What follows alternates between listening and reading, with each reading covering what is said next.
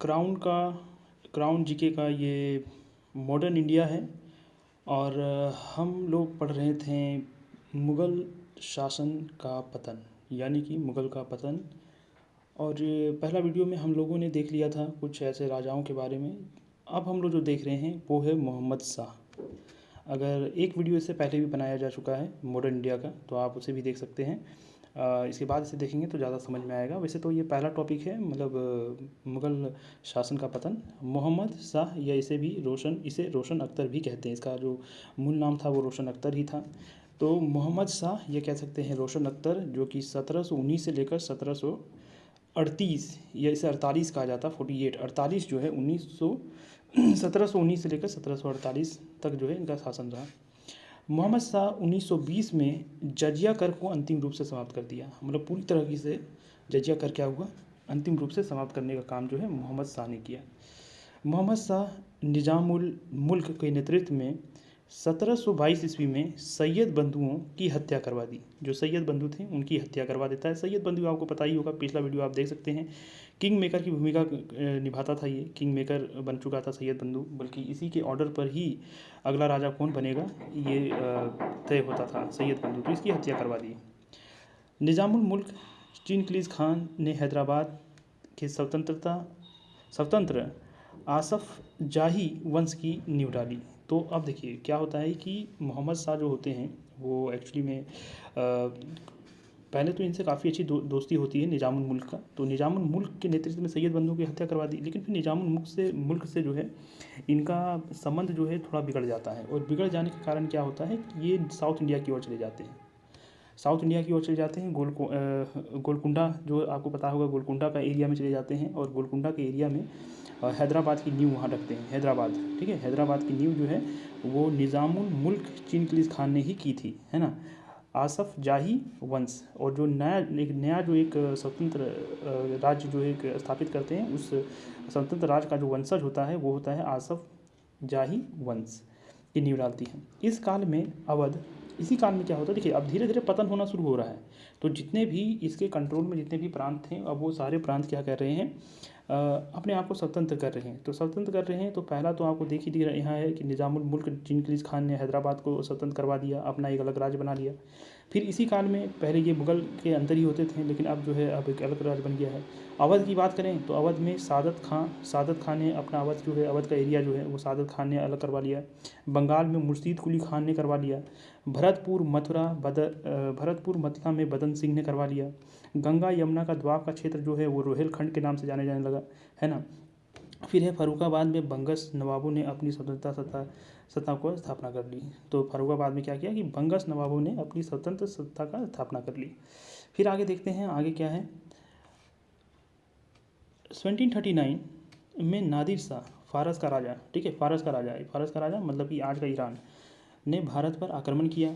और 13 फरवरी 1739 का करनाल करनाल कहाँ है, करनाल आपको पता ही होगा, हरियाणा में है, ठीक है। करनाल का युद्ध में दोनों के बीच में लड़ाई होता है। एक इधर में मुग़ल होते हैं और इधर में नादिर शाह होता है। दोनों के बीच में लड़ाई होता है। और लड़ाई में क्या होता है कि नादिर शाह ने मोहम्मद शाह को पराजित कर दिया, यानी कि मुग़ल सेना जो है वो हार गई और मोहम्मद शाह को पराजित कर दिया। नादिर शाह अवध के नवाब सादत खां के उस्काने पर आया था। सादत खान ने इसे उस्काया था कि भाई तू देखो ये राजा कमज़ोर है, इसे आराम से जो है तुम लड़ सकते हो। अब देखो, अब वो बुलाया तो था, तो अब सादत खान से जो धन मांगने लगा कि भाई तूने तो बुलाया था मुझे, अब चलो पैसा लाओ, ये तुम्हारा जो काम जो हमने सुपारी लिया था इसका राज्य लूटने का, वो तो हम लोग लूट लिए हैं, अब चलो पैसा लाओ। तो सादत खान जो है अब उसके पास बेचारे के पास पैसे नहीं था। तो क्या हो गया, लाचार होकर, मतलब जो पैसा मांगने लग गया, मतलब जो कुआं खोदा था, जो गड्ढा खोदा था, उस गड्ढे में खुद ही सादत खां गिर गया। और खुद ही सादत खां गिर जाने के कारण क्या होता है, वो बेचारा बड़ा ही लाचार हो जाता है, बड़ा ही अफसोस जताता है कि इसे बुलाया क्यों गया था। और सादत खान ने क्या करता है, आत्महत्या कर ली। नादिर शाह ने भारत पर आक्रमण का प्रमुख उद्देश्य जो था धन लूटना था, ठीक है, धन लूटना था। इसका मेन उद्देश्य, जितने भी राजा आए हैं बाहर से, वो मेन उसका उद्देश्य एक ही होता था कि धन लूटना था। दूसरा यहाँ देखिए, तख्ते ताऊस इसने क्या किया, तख्ते ताऊस जिसे मयूर सिंहासन और कोहिनूर हीरा फारस से ले गया। तख्ते ताऊस जो है जिसे मयूर सिंहासन के नाम से जाना जाता है, ये शाहजहाँ ने बनवाया था। और ये जो कोहिनूर हीरा जो गोलकुंडा के खानों से मिला था, उसको जो है क्या करता है, नादिर शाह अपने साथ ले जाता है। मोहम्मद शाह के विलासपूर्ण आचरण के कारण इसे रंगीला नाम दिया गया है।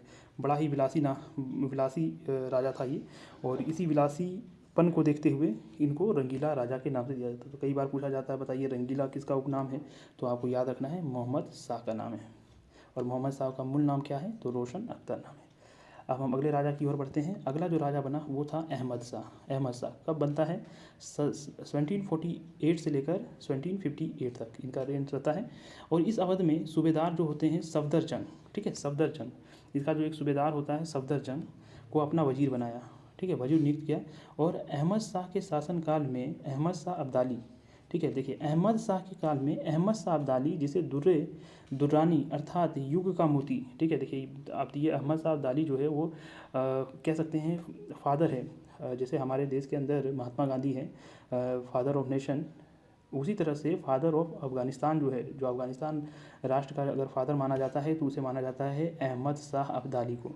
तो जिसे जिसे वहाँ के लोग जो है दुर्रे दुरानी भी कहते हैं, दुर्रे दुरानी, ठीक है, दुरानी वंश से थे ये, तो दुर्रे दुरानी कहते हैं। और इसका एक लिटरल मीनिंग जो होता है हिंदी में युग का मोती, ठीक है, मतलब एक युग का एक मोती है ये कहा जाता है। ये भारत में आक्रमण किया।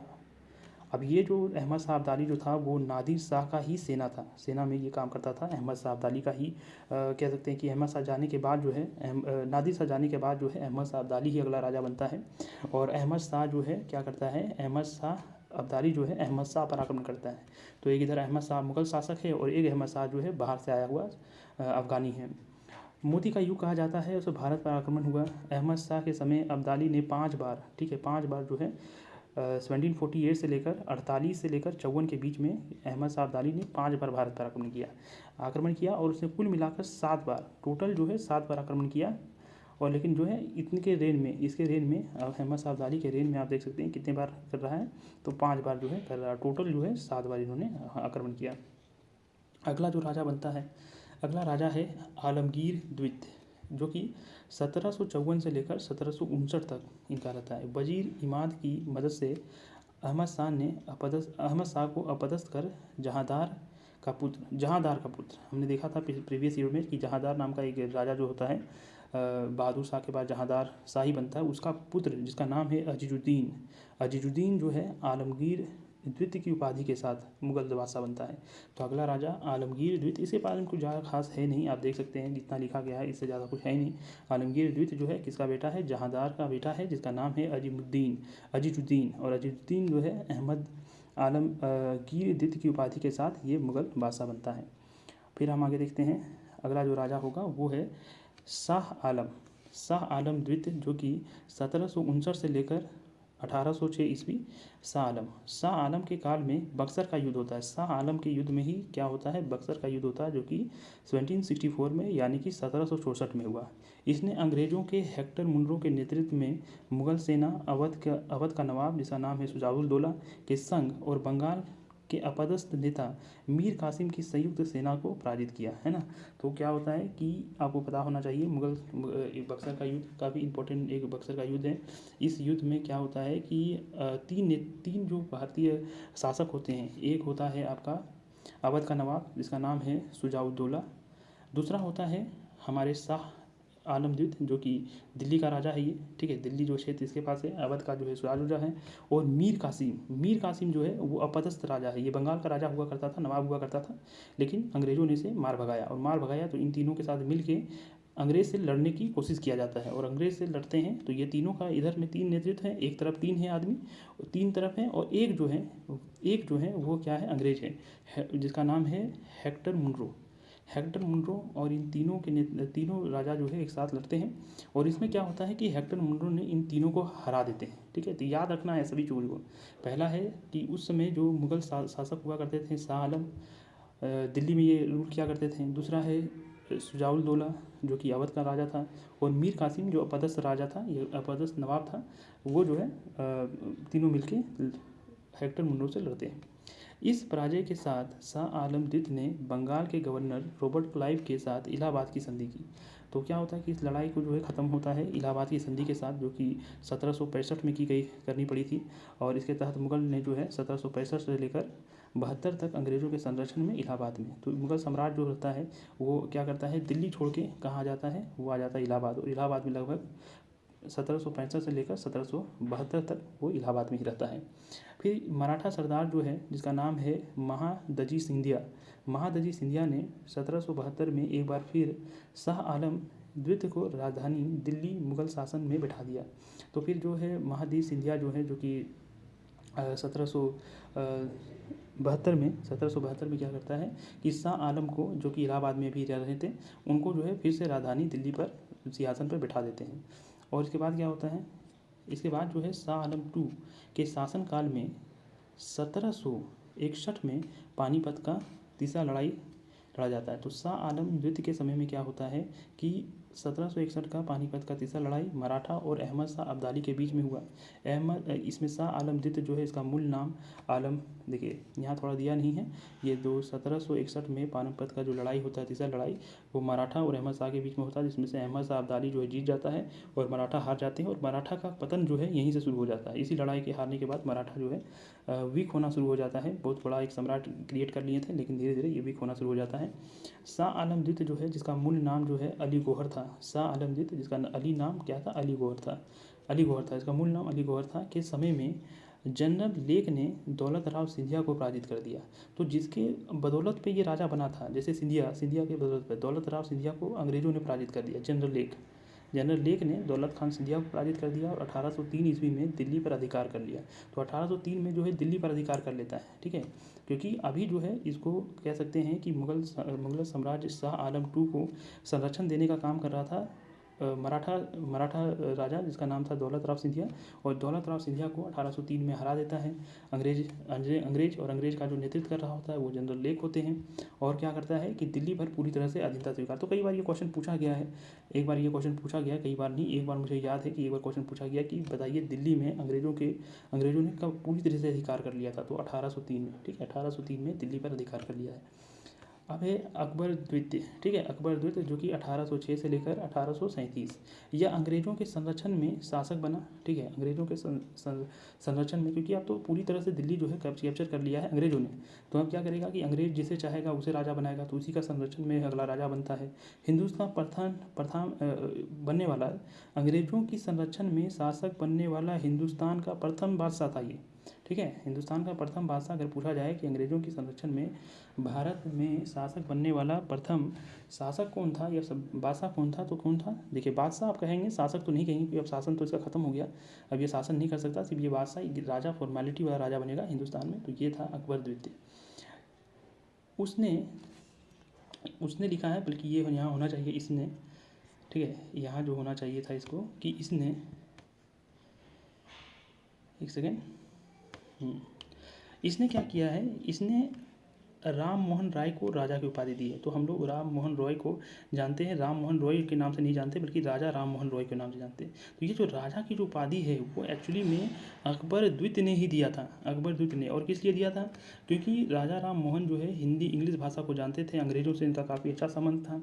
तो अकबर द्वितीय जो है वो कहते हैं कि भाई मेरे लिए जो है पेंशन थोड़ा बढ़ाने का काम करो, क्योंकि मेरा जो है घर गुजारा नहीं चल रहा है, घर नहीं चल पा रहा है, इसलिए पेंशन थोड़ा अगर बढ़ा दिया जाए, क्योंकि अभी संरक्षण में है तो पेंशन दिया करते थे इसको। जिस तरह से एक आदमी रिटायर हो जाने के बाद पेंशन मिलता है, उसी तरह अंग्रेज भी जो है ये अकबर द्वितीय के लिए पेंशन बांध दिया था। और चूँकि नहीं हो पा रहा था गुजारा, तो राजा राम मोहन जो है वकालत करते हैं, लंदन में जाके वकालत करते हैं अकबर द्वितीय के लिए। तो अकबर द्वितीय जो है फिर इसका पेंशन भी बढ़ा दिया जाता है अंग्रेज के द्वारा, और फिर इसी से खुश होकर जो है अकबर द्वितीय जो है राम मोहन राय को राजा की उपाधि देखते हैं।